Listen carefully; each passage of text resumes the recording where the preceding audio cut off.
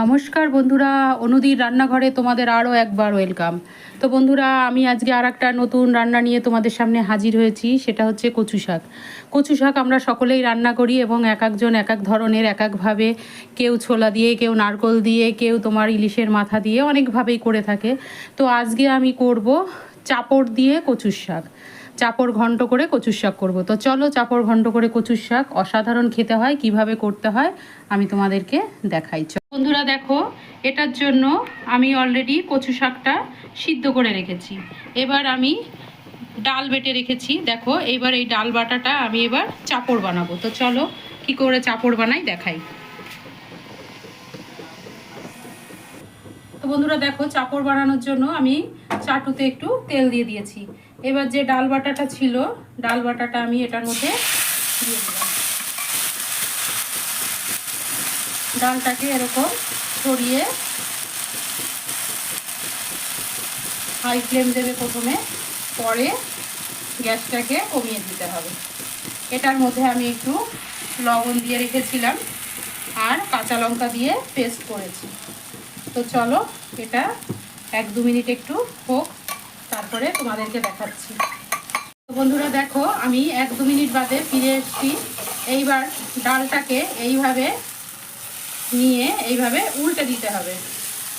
এইভাবে উল্টে দিয়ে আমরা ডিমের ঝুড়ি করি যেভাবে, ওইভাবে ডালটাকে আমরা ভেঙে দেব। অনেকে বন্ধুরা ডালটাকে মোটা করে বেটে নিয়ে একটা ওই তোমার গোলা রুটির মতো বানিয়ে সেটাকেও ওইভাবেও বানায়, তারপরে কেটে কেটে নেয়। কিন্তু আমি ডালটাকে একটু পাতলা করে বেটে নিই, বেটে নিয়ে এরকম ডিমের ঝুড়ির মতো করে নিই। আমার মনে হয় যে কোনো রান্নাতে এইটা যেন আমার কাছে বেশি ভালো লাগে। তো এটা দেখো, যে যার চয়েস অনুযায়ী করবে।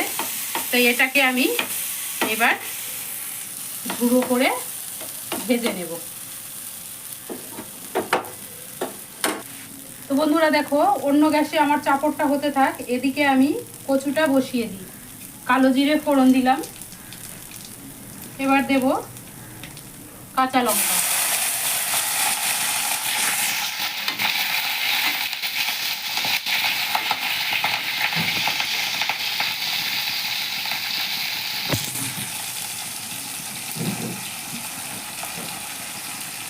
কালো জিরে কাঁচা লঙ্কাটা যখন হয়ে যাবে, তখন এটার মধ্যে আমি ফোড়ন দেব কয়েক দানা মেথি। মেথি দিলে কচুর শাকের গন্ধটা অপূর্ব লাগে। তোমরা এইভাবে বানিয়ে খেয়ে দেখো।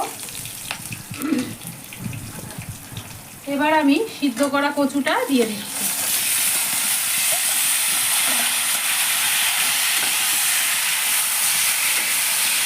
কচুটা যখন আমি সিদ্ধ করেছিলাম তখন লবণ দিয়ে বসিয়েছিলাম। এখন লবণ দেব, সেই আন্দাজটা মাথায় রেখে লবণ দিতে হবে।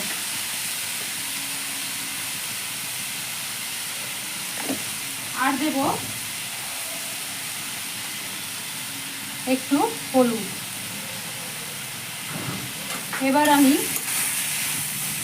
এটাকে চাপা ঢাকা দিয়ে 2-3 মিনিট একটু হতে দেবো। তো বন্ধুরা দেখো, আমার কচু শাকটা প্রায় হয়ে এসছে।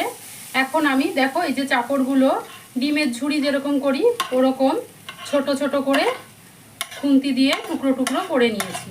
এখন এই চাপড়টা এটার মধ্যে আমি ঢেলে দিলাম। দিয়ে এবার আমাকে দিতে হবে একটু চিনি। কচু শাকে চিনি না দিলে ভালো লাগে না, একটু চিনি দিলাম। দিয়ে এবার আমি একটু নেড়ে নেব। ব্যাস, আমার কচু শাক একদম রেডি। তো বন্ধুরা, আমার এই রান্নাটা যদি তোমাদের ভালো লাগে, অবশ্যই বাড়িতে কিন্তু ট্রাই করো। আমাকে অবশ্যই কমেন্টস করে জানিও কেমন লাগলো তোমাদের এই রান্নাটা।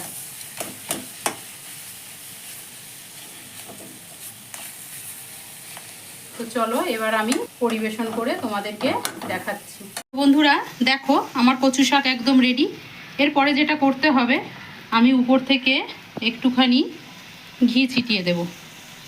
তোমরা বন্ধুরা এইভাবে কচু শাক রান্না করে উপর থেকে একটু ঘি ছিটিয়ে খেয়ে তোমরা আমাকে বলবে কেমন লাগলো। একদম ভোগের রান্না যেমন লাগে খেতে ঠিক তেমন লাগবে। আর যদি এটার সঙ্গে আতপ চালের ভাত খাও তাহলে তো কথাই নেই, সিদ্ধ চালের ভাত দিয়েও ভালো লাগবে। তো তোমরা এরকমভাবে ঘি ছিটিয়ে রান্না করে আমাকে কমেন্টস করে জানিও কেমন লাগলো এই চাপড় ঘন্টর কচুর শাক। তো বন্ধুরা আমার রান্নাটা যদি তোমাদের ভালো লাগে তাহলে বন্ধুবান্ধবের মধ্যে প্লিজ একটু শেয়ার করে দিও, কমেন্টস করো, লাইক করো, এবং আমার রান্নাগুলো যদি তোমাদের ভালো লাগে প্লিজ প্লিজ প্লিজ একটা সাবস্ক্রাইব করে দিতে ভুলো না। ঠিক আছে বন্ধুরা, তাহলে আজকে চললাম। আবার আর একদিন দেখা হবে অন্য কোনো রান্না নিয়ে, তোমাদের সাথে আরও অনেক গল্প করব। সবাই সুস্থ থেকো, ভালো থেকো।